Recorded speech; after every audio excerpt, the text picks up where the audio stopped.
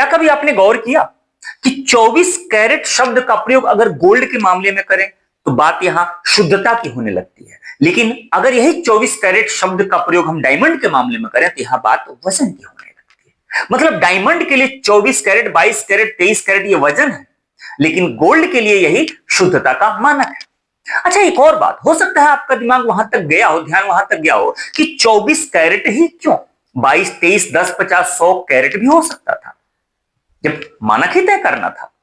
अच्छा, एक और बात, ये कैरेट शब्द क्या है, ये कहां से आया?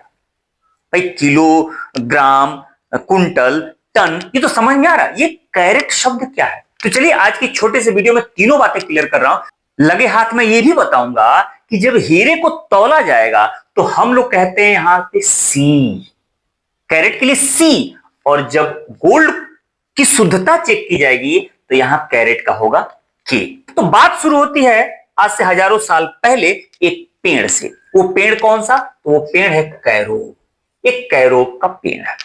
अब ये पाया तो जाता है भूमध्य सागरीय क्षेत्रों में, लेकिन कहीं भी अगर ये पेड़ आपको मिल जाए, इसका बीज देखिएगा, ये सर्वमान्य सत्य है कि इसका जो बीज है दुनिया के किसी भी क्षेत्र में हो, कहीं का भी हो, कितने भी साइज का, बीज का आकार, प्रकार, वजन बदलता नहीं है।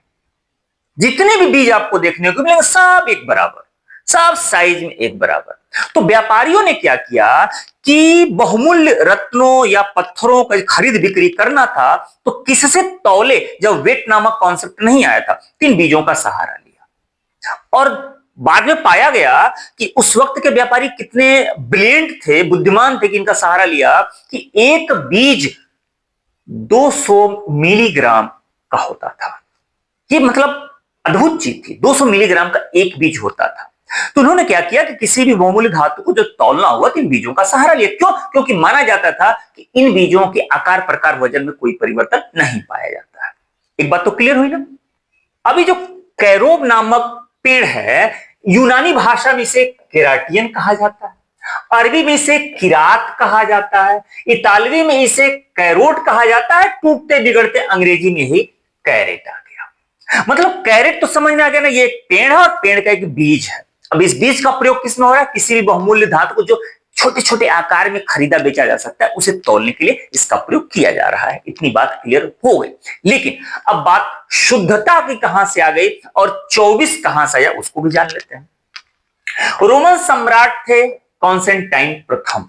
इन्होंने एक सिक्का चलाया सोने का, और शुद्ध सोने का सिक्का था। उस सोने के सिक्के का नाम था सॉलिडस। क्या नाम था? सॉलिडस। अब सॉलिडस सिक्का कितना वजन का था? तो देखा गया तो 1, 2, 3, 4, 5 ऐसे करते करते 24 कैरेट के बीजों के बराबर का वजन का था। अब चूंकि भाई ये सम्राट थे और भी कहां का, रोमन सम्राट, दुनिया में उस जमाने में इनकी तूती बोलती थी, तो जो सिक्का था वो 24 कैरेट के बराबर होगा, वजन के बराबर। अब तक बात शुद्धता की नहीं, अब तक वजन की हुई और एक कॉन्सेप्ट चल पड़ा। तो कोई भी जो शुद्ध सिक्का बनता था, किसी भी धातु का हो, चाहे सोना हो, चांदी हो, हीरा हो, तांबा, हालांकि हीरा का तो नहीं बनता था, लेकिन मैं बात कह रहा हूं, तो कोई भी बहुमूल्य धातु का सर्वश्रेष्ठ सिक्का अगर कोई हो तो कितने के बराबर? 24 के बराबर। अच्छा, इसके पीछे एक और लॉजिक दिया जाता है कि 24 ही क्यों? तो एक तो बात ये हो गई ना कि हाँ, ये वो जो सिक्का था वो 24 के ही बराबर था जो चलाया गया था, लेकिन उसके पीछे भी एक लॉजिक था कि वो राजा ने जानबूझ के 24 के ही बराबर चलवाया। क्यों?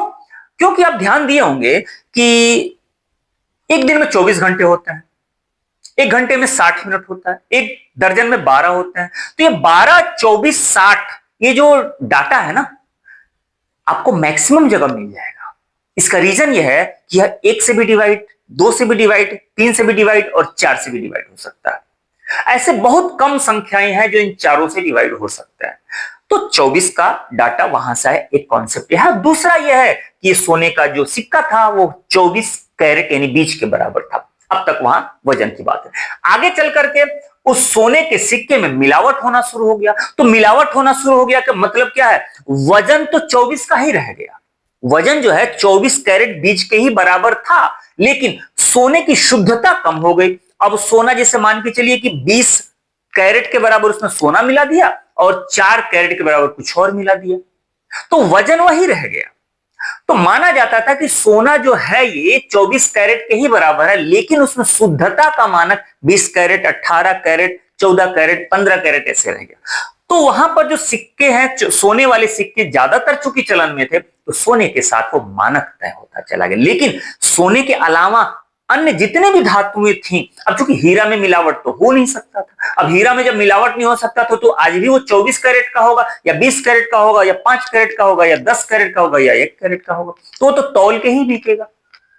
तो दोनों चीजें क्लियर हुई ना। तो सोने के साथ मानक शुद्धता का कैसे तय होने लगा, और बाकी धातुओं के साथ आज भी वो है। इसीलिए दुनिया के किसी भी देश में, किसी भी मार्केट में आप जब जाएंगे तो सोना जो है वो 24 कैरेट, 20 कैरेट, 10 कैरेट, 5 कैरेट, ये शुद्धता का मानक है, क्योंकि मान लिया जाता है कि वो जो सिक्का था वो 24 का ही था, मिलावट उसमें कैसे होती चली गई। और बाकी चूंकि आज भी तौल के बजाय, अभी सोना आपको तौल के दिया था तो तौलने का दूसरा रेट हो जाएगा, वो 1 किलो का भी हो सकता है। आप जो गहने खरीदने जाएंगे तो आधा किलो का भी हो सकता है, 100 ग्राम का भी हो सकता है, 1 पाव का भी हो सकता है, लेकिन शुद्धता का मानक उसका कुछ और होता चला जाएगा। ठीक है, चलिए जरा ये देख लीजिए, जैसा कि मैंने बताया था, कैरेट अगर लिखा हो और वो लिखा हो किससे, सी से, इसका मतलब है कि आप वजन कर रहे हैं, यानी कि हीरा तौल रहे हैं। लेकिन वही कैरेट जब के से लिखा हो तो इसका मतलब है कि सोने की शुद्धता को दिखा रहा है, वो दर्शा रहा है। दोनों का फर्क है। लेकिन इंटरेस्टिंग बात यह है कि भारत और ब्रिटेन जैसे देशों में, भारत और ब्रिटेन जैसे देशों में दोनों के लिए सी का प्रयोग कर लिया जाता है, चाहे वो हीरा आप तौल रहे हो चाहे सोना की शुद्धता चेक कर रहे हो, दोनों के लिए सी का प्रयोग है। लेकिन अमेरिका में अलग है, अमेरिका में सोने के लिए के और हीरा के लिए सी का प्रयोग करता है।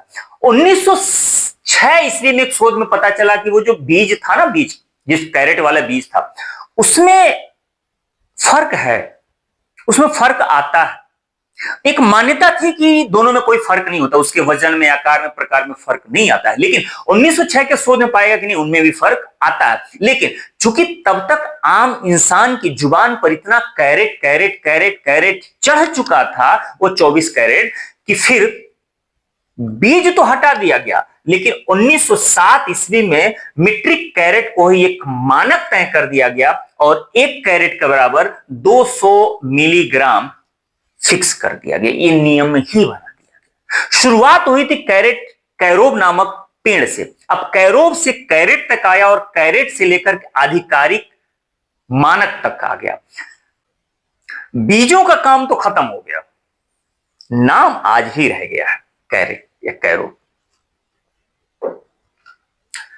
अब देखिए, बात जब 24 कैरेट की होती है ना, 24 कैरेट की, तो 24 कैरेट का मतलब कि शुद्ध सोना। अब शुद्ध में आप 100% कह देते हैं, लेकिन फिर भी इंटरनेशनल मार्केट में उससे 99.9% कहा जाता है, कुछ ले देके। ठीक है, 24 कैरेट का मतलब शुद्ध सोना। लेकिन जब 22 कैरेट की बात करता है तो इसका मतलब यह है कि उसमें 91.6% ही सोना है, बाकी चीजें कुछ और मिलाई गई, ज्यादातर तांबा मिला दीजिए, कुछ और मिला दीजिए, आपका मन करे लोहा मिला दीजिए।